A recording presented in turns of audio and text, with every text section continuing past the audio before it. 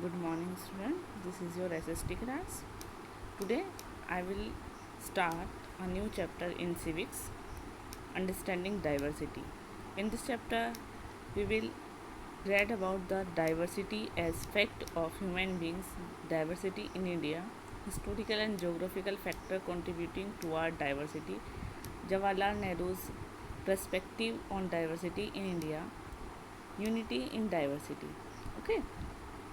अब क्वेश्चन आता है बेटा कि डाइवर्सिटी क्या होती है। डाइवर्सिटी विभिन्नता, ठीक है। क्या है diversity?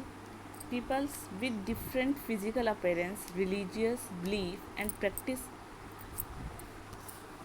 Coexist in world, this is called diversity.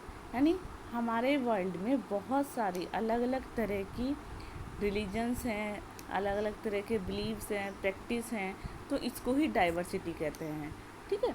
Diversity क्या है? A set of differences and variety is called diversity. It exist in our day to day lifes, और ये हमारी रोज की दिन की लाइफ में हमें डाइवर्सिटी देखने को मिल जाती है, ठीक है। जैसे बेटा आप क्लास में ही देखते हैं, आपकी क्लास में बहुत सारे अलग अलग तरह के स्टूडेंट हैं, और किसी स्टूडेंट को ड्राइंग अच्छी लगती है, किसी को स्पोर्ट्स अच्छा लगता है, ठीक है। कोई बहुत अच्छा स्पोर्ट्समैन है, ठीक है, कोई बहुत ही अच्छा डांसर है, तो ये डाइवर्सिटी है, ठीक है। In society is made up of different type of people. हमारी सोसाइटी में अलग अलग तरह के पीपल हैं, और हर एक व्यक्ति सब में यूनिक है। सब व्यक्ति में कुछ ना कुछ अलग अलग चीज़ें हैं। बहुत सारे लोग जो हैं, किसी को बहुत अच्छी ज़्यादा से ज़्यादा लैंग्वेज बोलनी आती है, किसी को पेंटिंग करना अच्छा लगता है, कोई बहुत अच्छा स्पोर्ट्समैन है, स्पोर्ट्स में बहुत अच्छा है। तो हर एक व्यक्ति, हर एक पर्सन यूनिक है, ठीक है, और उसके अंदर डिफरेंट स्किल और डिफरेंट इंटरेस्ट है।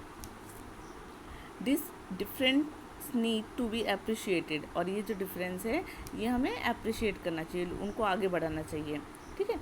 यानी उनके अंदर जो क्वालिटी है उसको आगे ही बढ़ने देना चाहिए। Diversity add value and variety to our lifes and make it more interesting.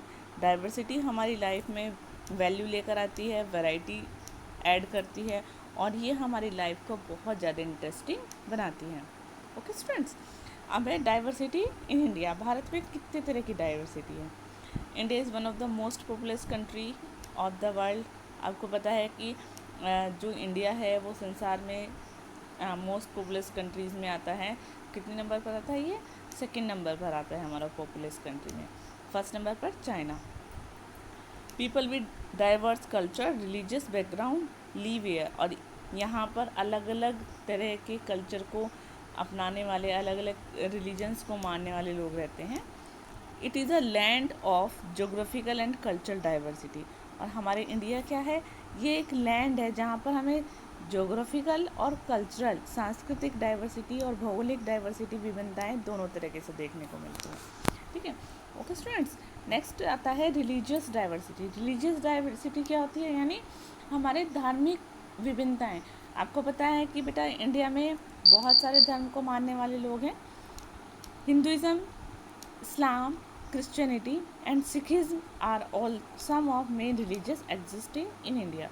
Bharat में हिंदू धर्म, इस्लाम, ईसाई, सिख, क्रिश्चियन, यानी ये सारे धर्म हैं, और इनके साथ साथ यहाँ पर और भी जैसे बुद्धिज़्म, जैनिज़्म, जोरास्ट्रिज्म, ये धर्म भी माने जाते हैं। तो ये विभिन्नता ही हो गई ना कि हमारे इंडिया में इतनी तरह के धर्म हमें देखने को मिलते हैं। नेक्स्ट आपका आता है रीजनल एंड कल्चरल डाइवर्सिटी, प्रांतीय और सांस्कृतिक diversity. The vast extents of country and the presence of different culture give birth to regional and cultural diversity. हमारी कंट्री जो है वो बहुत बड़ी है, और यहाँ पर अलग अलग तरह के कल्चर को मानने वाले लोग हैं, और इस यही जो हमारे इसका भूगोल, इसका जो जोग्राफिकल फैक्ट है, और इसका जो कल्चरल, इतने सारे कल्चर को मानने वाले लोग हैं, ये हमारे इंडिया में रीजनल और कल्चर डाइवर्सिटी को जन्म देते हैं। और इसका प्रमाण हमें किससे मिलता है?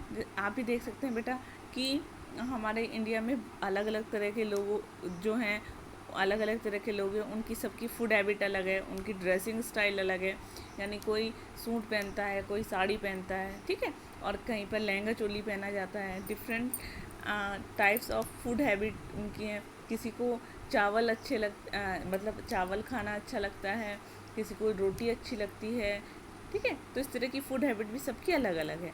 द सिस्टम ऑफ बिलीव्स, और इसके साथ ही उनका विश्वास, उनका धर्म को मानने का उनका जो विश्वास है वो भी सबके अलग अलग है, ठीक है। ओके स्टूडेंट्स, तो यानी ये हमारी कल्चरल डाइवर्सिटीज होती है।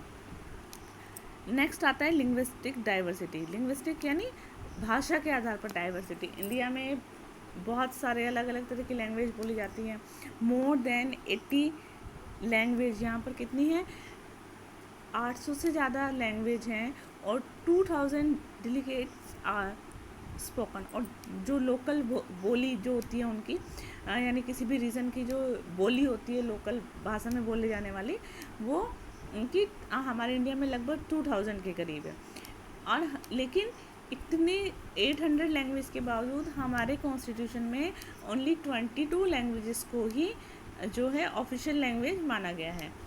लैंग्वेज क्या काम करती है? लैंग्वेज हमारे कल्चर और रिलीजियस दोनों के बीच का जो अंतर है उनको दूर करने की कोशिश करती है। ओके स्टूडेंट्स, नेक्स्ट आपका आता है इकोनॉमिक डाइवर्सिटी। इकोनॉमिक डाइवर्सिटी क्या होती है?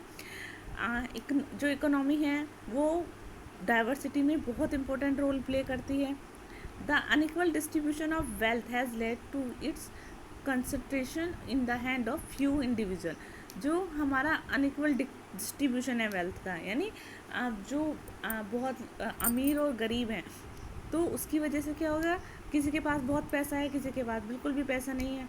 तो ये जो अनइक्वल डिस्ट्रीब्यूशन है वेल्थ का, इसकी वजह से हमारी जो वेल्थ है वो कुछ लोगों के हाथ में ही रह गई, यानी कुछ तो बहुत ज़्यादा अमीर हो गए हैं और कुछ जो है बहुत ज़्यादा गरीब रह गए हैं। और अ considerable portion of population of the country is below the poverty line. और बहुत ज़्यादा, काफ़ी मात्रा में जो लोग हैं वो हमारे पॉवर्टी लाइन से नीचे आ गए हैं, यानी गरीबी रेखा से नीचे आ गए हैं। और ये जो डिफरेंस है इसकी वजह से ही, यानी डिफरेंस क्या है, अमीर और गरीबी का जो डिफरेंस है, इसकी वजह से ही लोगों में असमानता क्रिएट हो गई है। इलिटरेसी यानी अनपढ़ता और अनएम्प्लॉयमेंट, ये दो मेजर फैक्टर हैं हमारी असमानता के। यानी असमानता क्यों है? एक तो लोग अनपढ़ हैं, तो जो अनपढ़ लोग हैं वो यानी पढ़े लिखे नहीं होते। जब पढ़े लिखे नहीं होते तो उनको जॉब नहीं मिलती है, तो इस कारण वो गरीब रह जाते हैं, ठीक है। तो इस वजह से उनकी इकोनॉमी में जो है वो अंतर आ जाता है, ठीक है। और कुछ लोग ऐसे होते हैं जो बेरोजगार हो गए, यानी उनके पास कोई भी जॉब नहीं है, तो इस वजह से वो गरीब रह जाते हैं। तो ये दोनों बहुत इम्पोर्टेंट फैक्टर हैं हमारे असमानता के। Next, commercialisation of education has made it very difficult for poor to educate their children. यानी लोग अनपढ़ क्यों रह गए हैं? एक इसके पीछे रीज़न ये भी है कि आजकल जो एजुकेशन है वो एक व्यापार बनकर रह गई है।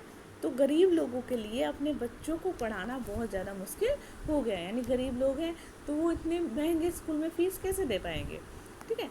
Child labour is rampant in India. और हम देखते हैं कि चाइल्ड लेबर जो है इंडिया में बहुत ज़्यादा है। चाइल्ड लेबर क्या होता है बेटा? छोटे छोटे बच्चों से काम कराना। हम देखते हैं कि बहुत सारे ढाबे पे, रोड पे बहुत छोटे छोटे बच्चे होते हैं, ठीक है, वो काम करने लग जाते हैं, तो उसको चाइल्ड लेबर कहते हैं। A large number of children under 14 year of the age work in the field. यानी बहुत सारे बच्चे जो जिनकी एज क्या है 14 ईयर से नीचे ही है, वो भी हमें काम करते हुए दिखाई देते हैं, ठीक है। आप कहाँ पर? फैक्ट्रीज में, शॉप्स में, प्लेस में, अलग अलग जगह पर हमें ये लोग बच्चे काम करते हुए दिखाई देते हैं। Government of India has taken step to make education compulsory and free for children till the age of 14। और इसी वजह से यानी चाइल्ड लेबर को दूर करने के लिए हमारी इंडियन गवर्नमेंट ने कुछ स्टेप उठाए हैं, जैसे कि 14 ईयर्स तक के बच्चों के लिए फ्री और कंपलसरी एजुकेशन कर दी है। यानी सभी बच्चों को एजुकेशन दी जाएगी और फ्री दी जाएगी, ठीक है। This is done to ensure that they are not deprived of education and they get equal opportunity irrespective of their gender, caste, religions and other economic status. यानी ये किस लिए किया गया है? ये सिर्फ इसलिए नहीं किया गया कि भाई सबको एजुकेशन दी जाए, या जिनके पास एजुकेशन नहीं है, ये क्या है, ये सबको एजुकेशन देने के लिए क्या गया है, और ताकि सबको इक्वल अपॉर्चुनिटी मिल सके, चाहे वो किसी भी कास्ट का हो, किसी भी रिलीजन का हो, और उसका इकोनॉमिक स्टेटस कुछ भी हो। ठीक है बेटा।